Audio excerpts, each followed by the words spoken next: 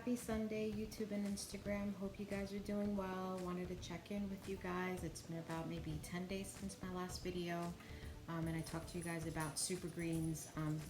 There it is right there. Talking to you guys about super greens and how great it's been working for me. And I absolutely loved it. So I continue to do it and I'm still doing it.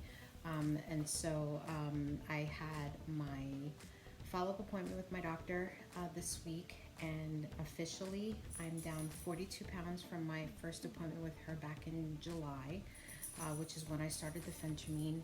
I did the Phentermine for about 5 months maybe, and then I completely went off on my own and just stopped it. And so I've been maintaining a weight about 148. I can't seem to break it. But she basically was just giving me the lowdown. She says, you know, it's not the exercise that you're doing because you're doing what you're supposed to do, but it's your calorie intake. You have to watch that. So I'm going to go back today as I meal prep in just a few minutes to really reassess the calories that I'm intaking. So, you know, we were talking about like what I eat in a day, which was, I do my overnight oats, as I've mentioned before in a video, and then I do either for my protein, I either do a salmon or a chicken for lunch, and then I swap that for dinner if I'm hungry for dinner.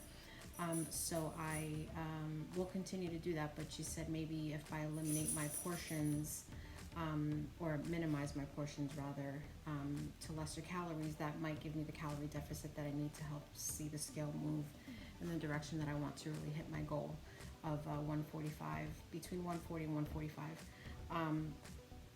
I wanted to do this video to just say that being off the Phentermine for a couple months now, and I feel great. I've been doing great, but there was a time where I was lagging that type of energy, and that's where those super greens came in. So we've got that in check, right? But there were 3 key things that I always maintained from the start of my journey until now, and I will continue to do so. And the 3 things is I just eat smart.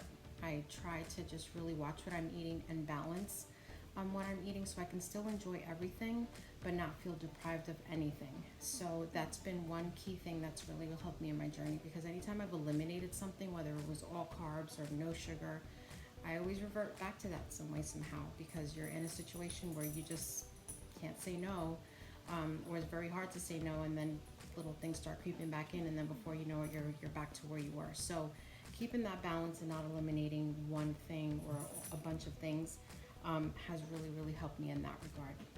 Number 2 is my water. I mean, hello. I'm constantly drinking water. That is a huge thing for me. I've learned that very early on in my teens, of just how important water is for the body, and just to help to flush out all those toxins and extra salt that you might have that cause you to bloat. So water's been a huge key thing for me. So that's my number 2. And my number 3 is movement.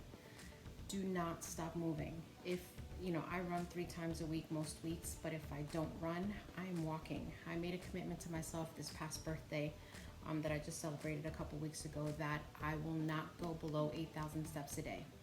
I don't care if it's 8 o'clock at night and I still have, you know, quite a few steps to go. I am moving around the house to make sure I hit those 8,000 steps. That is a gift that I want to give to myself, that I can make it through this whole year of not falling below 8,000 steps. And that's a challenge that I set for myself. It's an obtainable challenge, I think.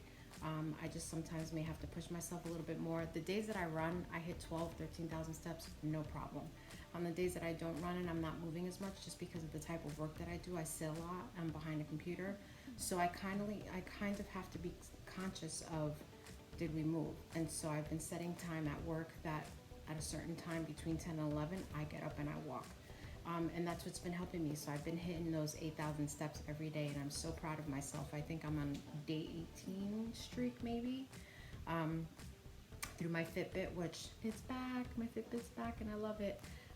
So just set little goals for yourself to just try to get you to where you want to go. Don't go crazy. If you're not a water drinker, don't say starting Monday I'm going to drink a gallon of water. It's not reasonable. Or you don't really work out and then you're going to say I'm going to work out 5 days a week. No, you're not. It's nice. It's great to maybe think that way. I wish I could think that way and it would just come to me, but it doesn't.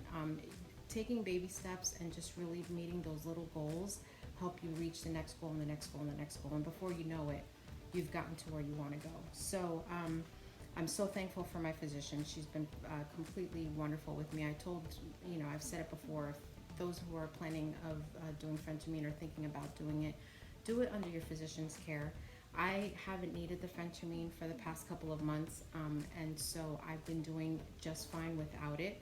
It was just a small tool to help me really just get myself together and really be able to plan myself out, because it really controlled those impulses. And I've created habits within that time frame that I was on it that I no longer need it. She gave it to me and said to start taking it again the way that I was before, just to help me get to my goal, because I was able to maintain my weight even off it. So that's a thought that I'm teetering with, just so that I can get to my goal of 140, 145, because I really want to have a nice, comfortable cushion that if I do gain a couple pounds, I don't feel like I'm going back to where I was.